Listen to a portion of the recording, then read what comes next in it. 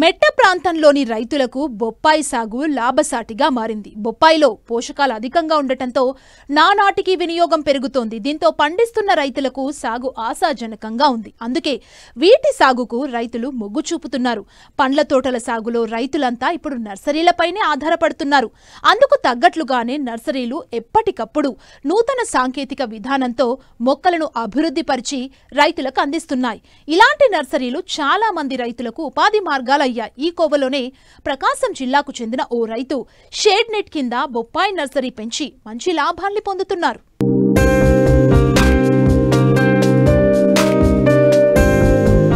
రెండు తెలుగు రాష్ట్రాల్లో బొప్పాయి సాగు విస్తీర్ణం నానాటికి పెరుగుతోంది. ఒకప్పుడు పెరటి తోటలకే పరిమితమైన బొప్పాయికి ఇంత ప్రాధాన్యం పెరగడానికి ప్రధాన కారణం అధిక దిగుబడినిచ్చే తైవాన్ రకాలని చెప్పవచ్చు.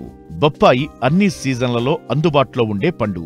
ఇతర పండ్లలో కంటే పోషకాలు పుష్కలంగా ఉండటంతో వినియోగం కూడా గణనీయంగా పెరిగింది. దీంతో రైతులు సంవత్సరం పొడవునా బొప్పాయిని పండిస్తూ మంచి రాబడులను సొంతం చేసుకుంటున్నారు. అయితే ఏ తోట అభివృద్ధి అయినా నాణ్యమైన జాతి మొక్కలపైనే ఆధారపడి ఉంటుంది. ఒకవేళ మొదటి ఏడాదిలోనే ఏదైనా తప్పు జరిగితే ఆ తరువాతి కాలంలో దానిని సరిదిద్దుకోవడం జరగదు. తోట యజమానులకు తోట దిగుబడి, ఆదాయంలో ఎప్పటికీ తేరుకోలేనంత నష్టం జరుగుతుంది. ఇది దృష్టిలో పెట్టుకునే పండ్ల తోటలను సాగు చేయాలనుకునే రైతులు నర్సరీలపై ఆధారపడుతున్నారు.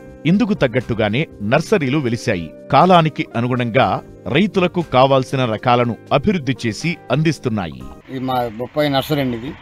ఈ నర్సరీలో వచ్చేసి ఈ షెడ్డుకు అయ్యే ఖర్చు వచ్చేసి దగ్గర 4 లక్షలు 5 లక్షలు షెడ్, ఓన్లీ షెడ్ వేయడానికి ఖర్చు అవుతుంది. ఇది టెంపరీగా మేము వేసుకునే షెడ్ ఇది. అదే గవర్నమెంట్ సబ్సిడీ ద్వారా వస్తే 25 నుంచి 30 లక్షల రూపాయలు అవుతుంది.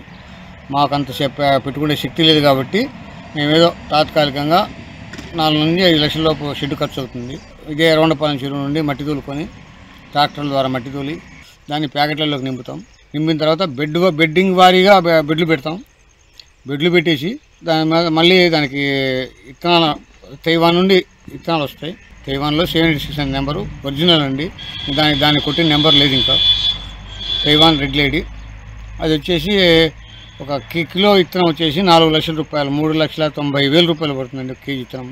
అక్కడి నుంచి మేము ఇక్కడ డిస్ట్రిబ్యూటర్స్ ఉన్నారు, వాళ్ళ ద్వారా మేము కొనుగోలు చేసి మేము ఇక్కడి నుంచి మళ్ళీ మేము ఇక్కడ మొక్క పెంచి రైతులకు డెలివరీ చేస్తాం. మేము ముందు మట్టి తోలిన తర్వాత మట్టి దగ్గర నుంచి మళ్ళీ లేబర్ని పెట్టి విత్తనాలు బెడ్డింగ్ పెట్టడము, దానికి జల్లి పోసి మట్టి విత్తనం జాగ్రత్తగా ఒక విత్తనం వచ్చేసి 7 రూపాయలు పడుతుంది. ఒక విత్తనం ఖరీదు 7 రూపాయలు పడుతుందండి. మా నర్సరీ కాస్ట్ కూడా దగ్గర 4 నుంచి 5 లక్షలు 6 లక్షల రూపాయల దాకా ఖర్చు వస్తుంది. మొక్క 40 నుంచి 45 రోజుల తర్వాతనే మనము ప్రధాన పొలంలో నాటుకోవాలి. ఈ లోపల ఏమైనా తెగుళ్ళు అంటే ఏరుకుళ్ళు, కాండకుళ్ళు, రెండు తెగుళ్ళు మాత్రమే దీనికి వస్తుంటాయి. దీనికి రెడామిల్ గోల్డ్ స్ప్రే చేసుకుంటే సరిపోతుంది. లేదంటే గ్లైటాక్స్ అని పొడి ఉంటుంది, ఆ పొడి కూడా దీనికి వాడుకోవచ్చు. ఏరుకుళ్ళు కానీ కాండకుళ్ళు కానీ రాకుండా నివారించగలుగుతుంది. తర్వాత పోతే 40 నుండి 45 రోజులు మొక్క పెరిగిన తర్వాత ప్రధాన పొలంలో నాటుకోవాలి. ఒక మొక్క వచ్చేసి 10 నుంచి 12 రూపాయలు పడుతుందండి. లేబర్ ఖర్చు అయితే దగ్గర 10 నుంచి 12 లక్షల రూపాయలు ఖర్చు వస్తుంది. విత్తనం ఖరీదు 4 లక్షలు పడుతుందండి కేజీ కిలో. ప్యాకింగ్, విత్తనము, షెడ్ ఖర్చు మొత్తం లెక్కేసుకుని దగ్గర కేజీకి వచ్చేసి 1,50,000 నుండి 2 లక్షల లోపు ఖర్చు వస్తుంది. ఒక కేజీకి వచ్చేసి 60,000 మొక్కలు వస్తాయి. ఒక 60,000 రూపాయలు ఒక కేజీ మీద ఒక 60,000 రూపాయలు మాకు మిగులుతాయండి.